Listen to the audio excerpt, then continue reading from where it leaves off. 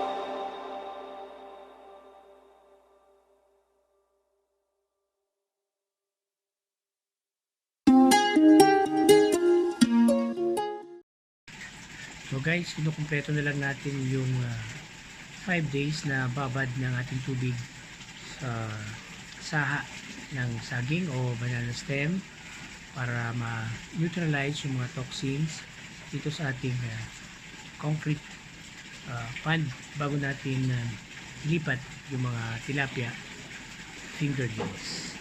So abangan niyo po sa part 2 ng ating video tungkol sa ating second fish pond. Pakita po natin ang paglilipat ng tilapia fingerlings dito sa ating bagong fish pond na ngayon po ay may mga nakababad pang saging, saha ng saging. So sa part 2 po, papakita natin kung paano ilipat yung mga tilapia fingerlings and bigyan ko po kayo ng konting details tungkol sa effectivity ng kangkong as filter dito sa ating concrete fish pond. Maraming salamat po sa inyong panonood. Once again, Doc Rolly po.